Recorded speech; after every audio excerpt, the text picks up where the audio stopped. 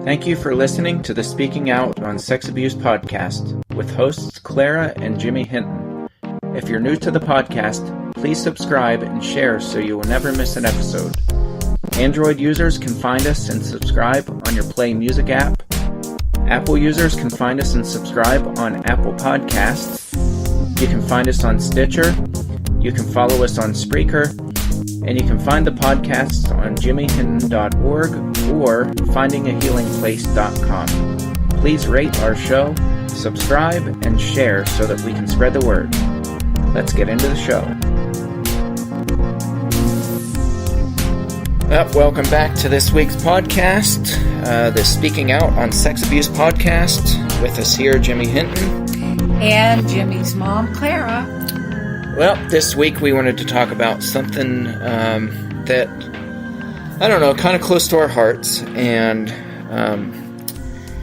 it's just this idea, and really we're speaking to survivors. So sometimes we speak to church leaders, sometimes we speak to people who are support friends and family, sometimes we speak to abusers' families.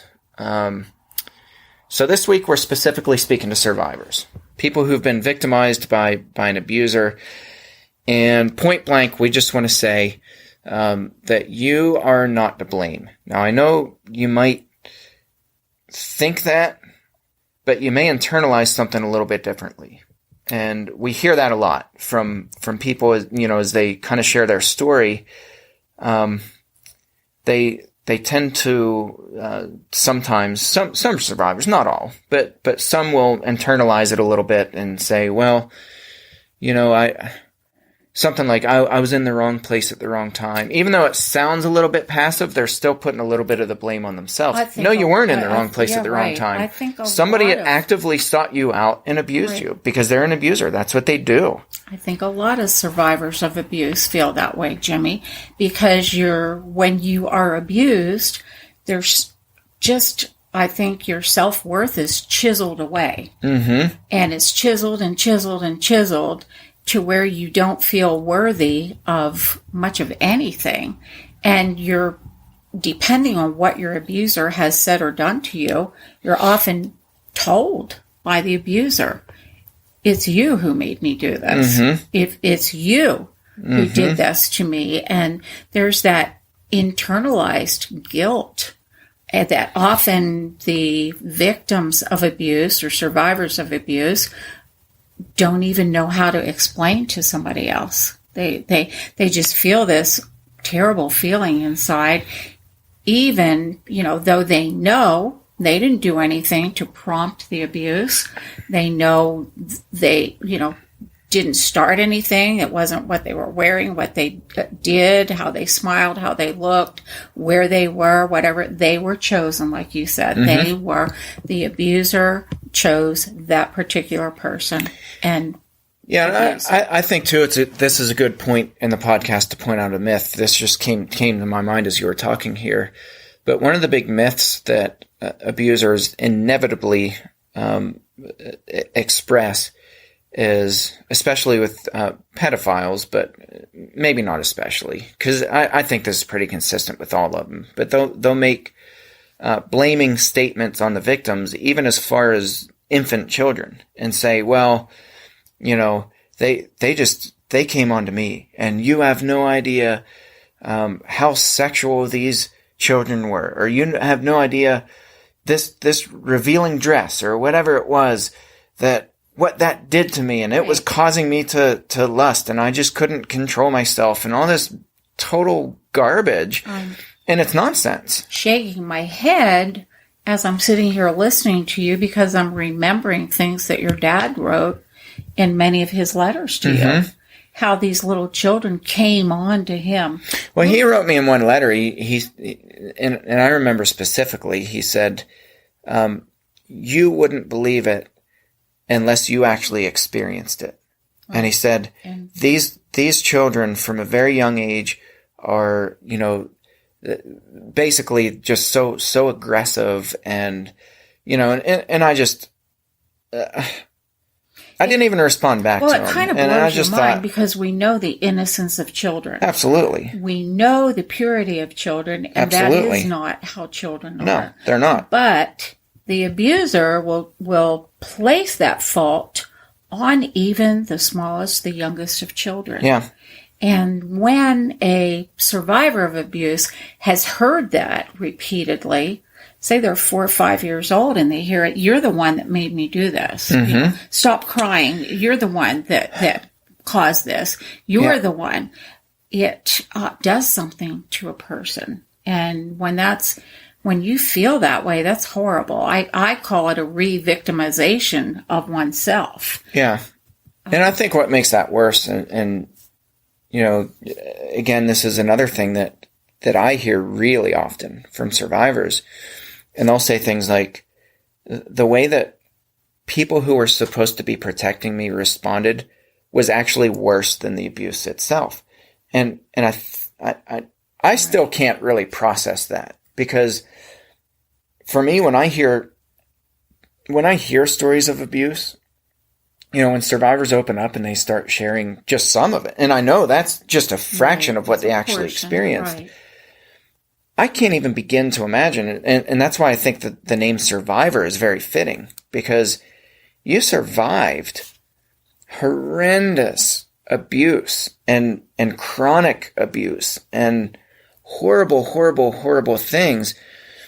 And to say that the way that people responded was actually worse than the abuse itself ought to be a wake-up call to people in leadership positions or people in any supportive role. That ought to be a real big wake-up call to us, that whenever we write people off and we minimize abuse and we buy into the narrative of the abuser himself, that does incredible damage to the survivors. And I think this is why.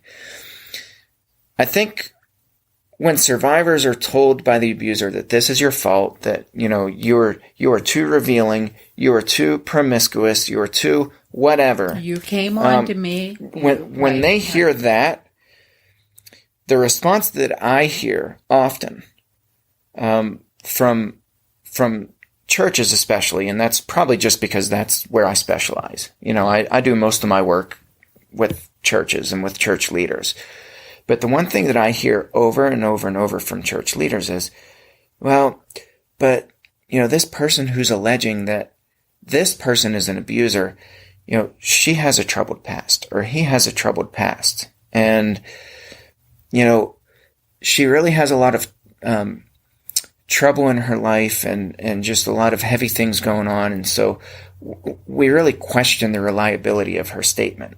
And I'm like, so my response to them is always, name one person who doesn't have a troubled life. I have a troubled life, for crying out loud. That doesn't mean that they're automatically unreliable, that their statement is unreliable. Absolutely. And so I think for the survivor, when they walk into a place telling somebody their story and they're crying out for help, I think it's so shocking to them to hear back, well, but you have a troubled life. You have a troubled past. It's shocking and it's so painful. It is. It is. And, and it's offensive. To a physician, and you're bleeding, you're hemorrhaging, you ask for help, and the physician looks at you and said, well, you're a mess. You already were a mess to begin with. Yeah. So, you know. But then for the physician to go on and say, I don't really believe that your injuries are as bad as you're saying, because, you know, you were such a mess before. I can't even assess what's going on here. Yeah. Basically. I can't imagine it. No. There's so many complex things that we're talking about here. This troubled life that many survivors of abuse allegedly have is real for many. I mean, we know that many survivors of abuse turn to drugs or alcohol for help, as do many people who are grieving. Right. So, and you're grieving when you are a survivor of abuse. You've absolutely grieved. So when you said something that kind of is like a pin sticking in me, when you're talking about church leaders and people in authority saying, well, I'm not quite so sure if there's complete truthfulness in this because of their, they have a troubled past. That's true. We tend to label people. And what has the abuser done with himself or herself? They've put themselves in a perfect position. Mm-hmm. They've made sure that they have support on all four corners and a platform of support to stand on. They are loved. They are adored most of the time. They have this showing of almost near perfection to people. And so they are believed and the survivor is not. Well, and I think, this is the irony in this, is that there's a lot of ironies in this. The survivors, first of all, to say that they have a troubled past, well, gee, you don't say. Right. Like that's another one of my responses. Right. Well, they have a troubled past. They were abused. Yes. Of course they have a troubled past. You idiot. Pained path. Yeah. Right. That's what I want to say to them. Right. Right. Of course they have a troubled past. Yes. That's why they're coming to you. Absolutely. Is because they have a troubled past. A troubled past doesn't make somebody unreliable in their testimony, in their statement, or in their faith. And, so that's one response. But, another irony in this is that the abuser is unreliable, consistently unreliable, because he's manipulative, he's a liar, he's blatantly doing things in front of other people and constantly getting away with it because he builds this facade. And so his buddies, his peers, are blinded to the stuff that he does blatantly in front of them. And so that's where my research goes. And I talk a lot about it on this podcast, but I'm especially interested in researching this phenomenon of abuse in plain sight. So full on abusing people, not just using language patterns, but full on abusing people literally right in front of their eyes without them seeing it. And I think when a survivor goes to someone and says this, their immediate reaction is it can't happen that way. It would never happen that way. I just put a post on my Facebook page today, and I don't remember if I put it on Twitter too, but Willow Creek, there's an article that just published today that Willow Creek just settled. It was like a $3.5 million lawsuit. $3.5 million, it was a settlement because of these little boys that were abused at the hands of one of their 24-year-old volunteers. Right. And so Willow Creek issued a statement saying, well, we've taken away these isolated areas where these what's the word I'm looking for? I'm not sure. They were children with disabilities. Okay. And so they had these isolated areas where they would have volunteers come and work with them or whatever. So they said, we took away these isolated areas and where they were getting their therapy. Right. So they said, we put these windows in and now there's, they're in open spaces now. And I'm like, that doesn't matter. Wrong. Right. That's a myth. Right. That because we put windows and now we can have eyes on our volunteers, that now all of a sudden abuse won't happen. These guys are skilled. They do abuse intentionally right in front of other people. When you're trained to see it, that's when the unreliability is able to be seen. But until then, it's like there's this veil over our eyes. And so it's a myth when these people come back and say, well, this person who's coming forward with the allegation, they have a troubled past, therefore they're unreliable. That's false. That's a myth. I'm so glad, that you're explaining this. Keep going, Jim. And the flip side of that is that just because somebody's in leadership and they have the facade of a stable life, that does not equate reliability. Right. That doesn't make them a reliable person. Or a truthful person. Thank you. Right. So we need to look beyond this myth and really break this myth down and say, what are the techniques? You hear me talk a lot about techniques. understanding actual techniques, step by step, for how abusers abuse right in front of our eyes and our ears. That's what we need to understand so that we can detect unreliability and we can detect when people are doing manipulative stuff right in front of us. That's when we need to call people out. Absolutely. And I would urge our listeners to go back and re-listen to, I think it's podcasts around 3 and 4 and 5, I believe, or right around that area, where you talk specifically about these techniques and how they're carried out and how we can train ourselves to see these techniques. Well, I was just telling Mom too, there was, I can't reveal details of this because of confidentiality, but I can say this, that I'd consulted, just a couple nights ago with a church that, somebody had been at one of my trainings where I talk about these techniques. They went back to their church and immediately identified a predator.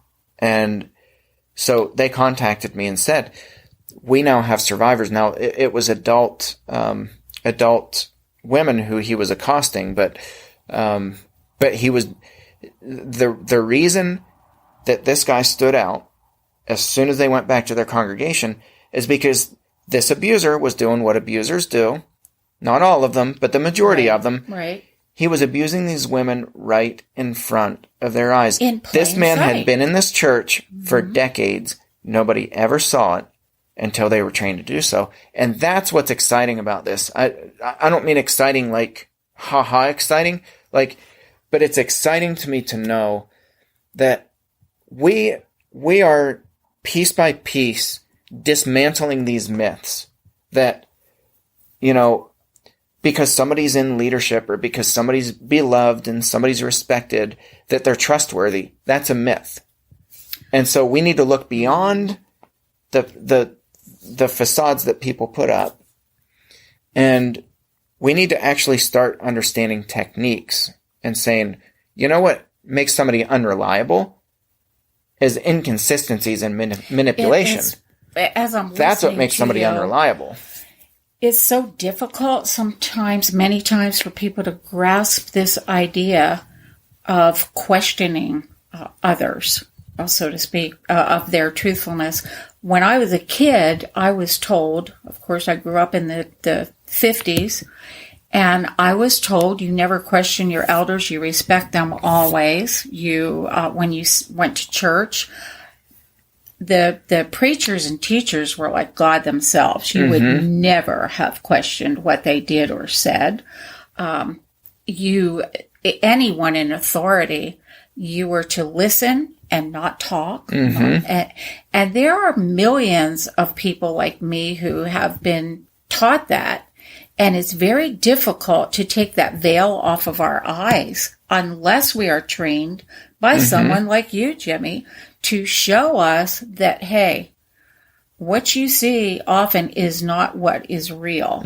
We need to learn how to see beyond the veil, lift the veil. Yeah, not just see, but analyze. And a lot of it it's analytical and just processing and saying, okay, now I'm seeing some inconsistencies. Right. And it's not with the people who are coming and telling me that they're experiencing abuse or that somebody makes them feel uncomfortable. The inconsistency is with the person who's right in front of me who I never saw it before. Because we're not looking. We're not. Yeah, we're not. And abusers know that, and they prey on that. And so that's how they get away with it. And I lost my whole thought here. I was just going to say something really important. I lost mine because a squirrel just walked by. Yeah. There was a squirrel, and I was like, "Ooh, what's that out of the corner of my eye?" My thought flew out the window. But as we're talking about this, I know the apple doesn't fall. I was going to say victims and survivors of abuse do not make up these stories for the fun of it. They're not stories. It's pain that has been lived through, that they are living with, and they are trying to tell somebody, why would they lie? That's another point that I bring up too. And I say, my specific question when I hear that, they have a troubled past, and, we don't know why they're making accusations against them, and, blah, blah, blah, they're unreliable, all this garbage that they say. And one of my questions is, what do they have to gain by coming to you and giving you this information? Do you think that they're walking out of here thinking, boy, I'm going to be put on a pedestal? No. What do they have to gain? Courage to open up our hearts and share our pain with someone. I just don't understand. I don't understand how these myths take root so strongly that, and it's the abusers who have created these narratives. Right. And we've been drinking the Kool-Aid for so long that... Well, I was going to say, we've been sucked into this. We have been, all of it, meaning all of us, have been sucked into it for so long that we just, we don't even realize what's going on around us, within our circle. Yeah. Statistics tell us how many abused people are among us. And for years and years and years, we've been blind to it. Yeah. Why? We just didn't look. Yeah. We didn't open our eyes. I'm working my way through another Dave Ramsey book. It's been a few years, and I like Dave Ramsey's books and his form of budgeting and all that stuff. So he gives this example in the book, and it's this experiment. I think it was back in the 50s. Don't quote me on that, but it was this experiment with monkeys, and they set a ladder up and they hung bananas up at the top. Okay. And so the first monkey would go up the ladder and try to get the bananas, and they would take a big powerful water hose, and they would knock the monkey down. And that's so mean. I know. So the next monkey would go up the ladder, and it would try to get the bananas, and they would spray that monkey and knock it down. So all the monkeys, they wouldn't allow a single one to get up to the bananas. And then they shut the water off. And the next monkey that would try to go up, all the other monkeys would go and attack that monkey and pull the monkey down off the ladder. So they wouldn't allow the monkey to go up the ladder. Mm-hmm. So little by little, they started taking the monkeys out who had the experience of the water hose, and would replace them with monkeys that didn't have that experience. Okay. Same thing. Those monkeys right away, as soon as they saw the bananas, they would try to go up the ladder. Mm-hmm. The other monkeys would pull those monkeys down. So eventually, they changed all the monkeys out so that none of the monkeys in the cage had ever experienced that water hose. Okay. And those monkeys kept pulling each other down, and none of those monkeys would let the other monkeys get to the bananas.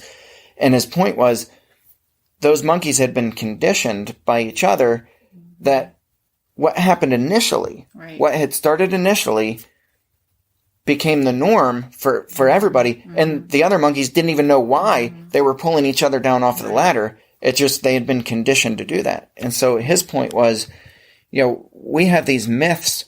And of course, he related it to finances, but we have these myths that are floating out there. Oh, you got to you got to get a credit card and build debt to get a credit score. He's like, that's complete nonsense. That's a myth. We have all these myths out there, and because they've been perpetuated for so long, we just do these things without even thinking about it. And I think the same is true with abuse. I was going to say, apply that to what we're talking about here. A myth is that we are believing our church leaders. We believe our teachers, our preachers, our Bible school teachers, our nurses, our doctors. We trust them. We believe them. And the person, the so-called with the troubled life, not credible. Yeah. Well, the other thing I hear too, and I didn't mention this, and I need to, is we equate friendship with reliability. Right. Oh boy. I hear that a lot. One. Well, I've been friends with, when an accusation comes forward against somebody, inevitably, I know them personally, and I will vouch for them, and I've known him for the last 30 years, and, we're best friends, I've and blah, blah, blah, into blah. That. We all do, because I think it's another one of those myths that we've been conditioned for so long that we equate friendship with reliability. Right. Just because we eat dinner with a person once a week in a friendly atmosphere doesn't mean we know that person. Right. At all. So I think it's really important for survivors to know, it's not your fault. These abusers are highly sophisticated, and don't buy into the other myths too, that, well, they just, they're kind of distorted, or they have a mental illness, or they've been abused themselves as kids. All these myths that are floating out there, and we just latch onto them and we excuse away the abuse, and that's complete nonsense. It's true in some of the cases. I think we've minimized, but not the majority of the so cases. much. These guys are sophisticated. Right. They know what they're doing. They know who they're targeting, why they're targeting, how they're targeting them. And abuse is very, very sophisticated. It's sophisticated and it's criminal. And I think we often forget that. It's just not an oopsie-whoopsie something that happened. It was very thought out. It was well planned. It was calculated. It's evil and it's criminal. And victims need to remind themselves, or I'd rather use the word survivors of abuse, need to remind themselves over and over again, they survived a criminal action. These criminal actions weren't just a little error in judgment. It was very calculated. Yeah. And I think that's one of the most empowering things that we can say to survivors of abuse. When they speak out, they are definitely helping to crumble that so-called throne that these abusers have been sitting on. Every time one survivor speaks out, another brick in the wall is taken out. And slowly but surely, I really see a lot of positive things happening. Oh, I do too, and I think the culture is already shifting pretty quicker than I ever dreamed it would happen. I can't believe the last 6 months even. Yeah, what's happening. And I think it's going to continue, and survivors are going to chip away at that foundation, like you said. And I think the really positive thing is that it's not like there's going to be this pile of rubble laying there, and then the church will cease to exist. No. The church has survived a lot of really horrible things over centuries.